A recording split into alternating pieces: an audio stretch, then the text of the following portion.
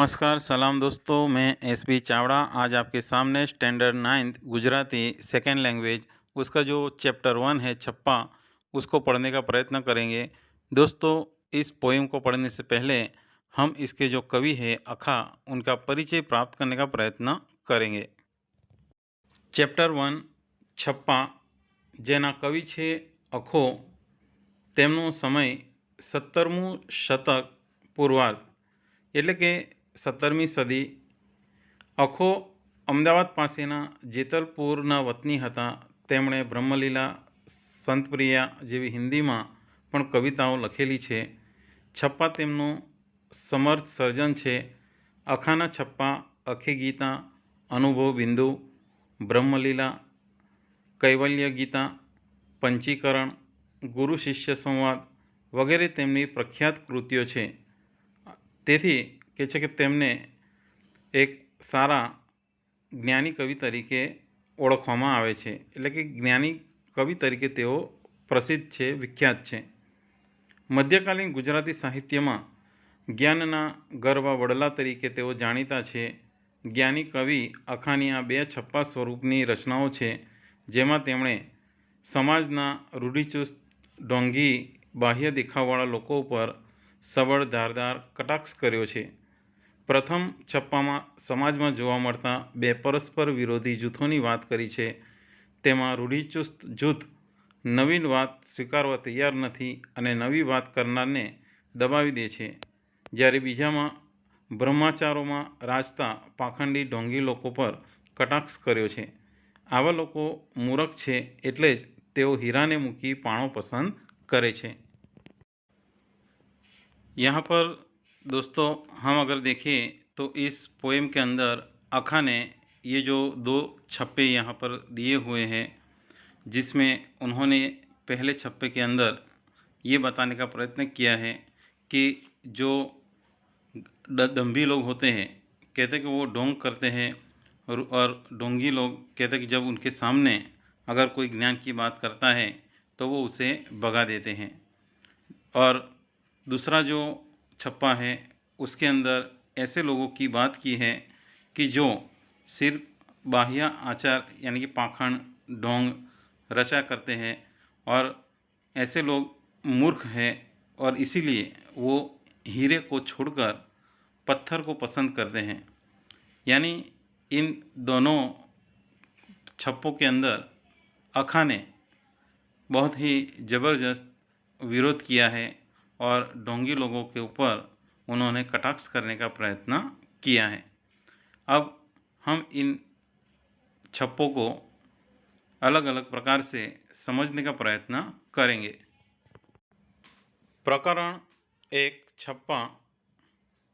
एक मूर्ख ने एवी टेव, पत्थर एटला पूजे देव, पाणी देखी करे स्नान, तुलसी देखी तोड़े पान, ए तो अखा बहु उत्पात, घणा परमेश्वर एक क्यानी વાત।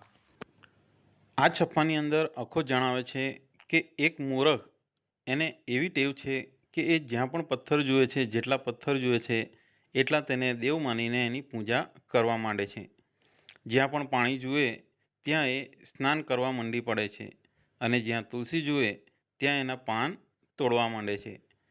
તો અખો અહીંયા કહે છે કે આ તો એક મોટી પીડા છે, કારણ કે ઘણા પરમેશ્વર એ કેવી અલગ પ્રકારની વાત છે, કારણ કે પરમેશ્વર તો એક જ છે।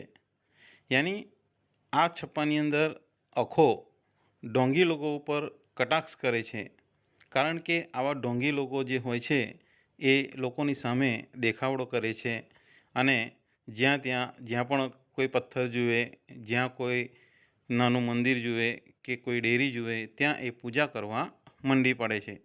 તો અહીંયા અખો જણાવે છે કે આવો ઢોંગ કરવાની જરૂરત નથી, કારણ કે परमेश्वर तो मात्र एक જ છે। यानी इस पद के अंदर कवि अखा ये समझाना चाहता है कि हमारे समाज के अंदर ऐसे कई ढोंगी लोग होते हैं जो अलग अलग जगहों पर जहाँ पे भी जाते हैं पूजा करने लगते हैं। अगर कहीं पे भी कोई नदी, सरोवर या तालाब दिख जाता है वो वहाँ स्नान करने के लिए चले जाते हैं, और अगर कहीं कोई ऐसी चीज़ होती है तो उसे लेने में, और कहते हैं जैसे कि तुलसी, तो अगर तुलसी के पौधे कहीं पे दिखते हैं तो उसके पत्ते तोड़ने लगते हैं। इस प्रकार का ढोंग दिखावा वो करने लगते हैं। तो अखा हमें ये समझाने का प्रयत्न करता है कि ये लोग मूर्ख हैं, क्योंकि उनको पता नहीं है कि भई ईश्वर के एक ही है। इसीलिए हमें एक ही ईश्वर की पूजा करनी चाहिए और हमारे मन में एक ही ईश्वर की भक्ति भावना पनपनी चाहिए। तो इस प्रकार यहाँ अखा इन दंभी और ढोंगी जो जो धूर्त लोग होते हैं उनके ऊपर कटाक्ष करने का प्रयत्न किया है।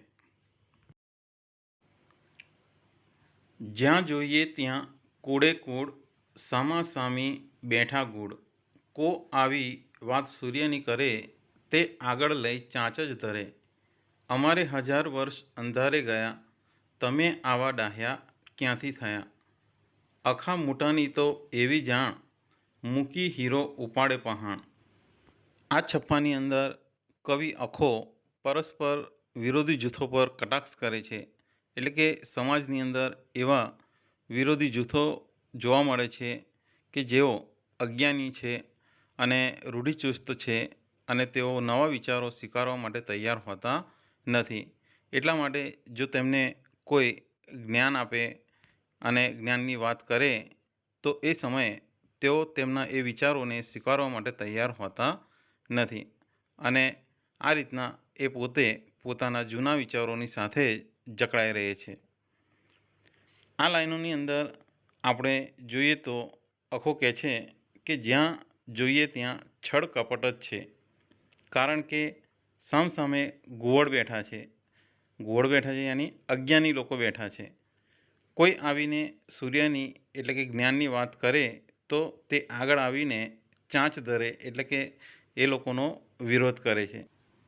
એટલે કે અહીંયા ઘુવડનું ઉદાહરણ લીધું છે કે ઘુવડ એક એવું પક્ષી છે કે જે ફક્ત રાત્રે જ જોઈ શકે છે અને દિવસે એ જોઈ શકતો નથી। એટલે અહીંયા જે અજ્ઞાની લોકો જે છે એ અજ્ઞાની લોકોને કવિ અખો અહીંયા ઘુવડ સાથે સરખાવે છે, કારણ કે જેમ ઘુવડને સૂર્યની જે વાત છે એ એને સમજમાં નથી આવતી, કારણ કે એણે કોઈ દિવસ સૂર્ય જોયો નથી। એવી રીતના અજ્ઞાની લોકોની સામે જો કોઈ જ્ઞાનની વાત કરવામાં આવે તો એ એમને સમજમાં આવતી નથી અને એટલા માટે તેઓ તેનો વિરોધ કરે છે। તે કહે છે કે અમારા હજારો વર્ષ શું અંધારામાં ગયા, યાની કે અજ્ઞાનતામાં ગયા, તમે ક્યારના આવા ડાહ્યા થઈ ગયા, યાની કે તમે કહો છો કે આ બધું નકામું છે। તો અખો કહે છે કે મોટાની વાત એવી જ જાણ, કારણ કે તેઓ હીરો પડતો મૂકીને પથ્થર ઉપાડે છે, એટલે કે પોતાનું મૂલ્યવાન જીવન વ્યર્થ એટલે કે વેડફી નાખે છે। એટલે અહીંયા અખો કહે છે કે આ રીતના જો કોઈ જ્ઞાનની વાત આવા લોકોની સામે કરે તો તે એમનો વિરોધ કરે છે અને ઉપરથી તે પોતે એવો ઢોંગ કરે છે, દેખાવ કરે છે કે ભાઈ આટલા વર્ષો શું અમે અજ્ઞાનતામાં કાઢ્યા છે, જો તમે અમને જ્ઞાનની વાતો શીખવાડો છો। તો આ રીતના કહે છે કે એ વિરોધ કરે છે અને કહે છે કે સાચી વાત માનવા ક્યારે તૈયાર થતા નથી। એટલા માટે અખો અહીંયા કહે છે કે આવા લોકો આવા અજ્ઞાની જ બની રહે છે, કારણ કે આ અજ્ઞાનીઓ એવા હોય છે કે જે હીરો પડતો મૂકીને પથ્થર ઉપાડે છે, એટલે કે એમને મૂલ્યવાન જે જ્ઞાન છે એ જ્ઞાન તેમને સમજમાં આવતું નથી। તો આ રીતના અહીંયા અખો જે છે એ આવા ढोंगी लोगों पर कटाक्ष करे छे। यानी ये जो पद है इस पद के अंदर कवि अखा ने ऐसे रूढ़िचुस्त लोगों के जो विचार है उन विचारों को गलत यहाँ पर बताया है। अखा कहता है कि ये रूढ़िचुस्त जो लोग होते हैं वो कभी सच्ची बातें स्वीकारने के लिए तैयार होते नहीं हैं। यानी अगर कोई उन्हें समझाने का प्रयत्न करे और उन्हें ज्ञान देने का प्रयास करे तो वो उनका विरोध करते हैं और विरोध करके वो ये दिखाने का प्रयत्न करते हैं कि भाई हमारे इतने साल क्या अज्ञानता में गए हैं, और इस प्रकार वो किसी भी बात को समझने के लिए तैयार नहीं होते हैं। तो इसलिए यहाँ कवि अक्खा कहता है कि ऐसे जो अज्ञानी लोग होते हैं इनकी बातें ही ऐसी अज्ञानता भरी होती है, क्योंकि वो लोग हीरे को छोड़कर मामूली पत्थर को उठाते हैं, क्योंकि उनके अंदर वो दृष्टि नहीं है कि भाई हीरा जो होता है वो कीमती होता है, और ऐसे कीमती जो भक्ति है उसको प्राप्त करने के बदले जो एकदम हल्की जो भक्ति होती है, जो पत्थर के जैसी जो मामूली होती है, ऐसी चीज़ों के पीछे वो ज़्यादा चलने लगते हैं और अपना जो मूल्यवान जीवन है वो व्यर्थ ही व्यतीत कर देते हैं। तो इस प्रकार यहाँ अक्खा ने इन आडंबरों पर, इन ढोंगी लोगों पर प्रहार करने का प्रयत्न किया है।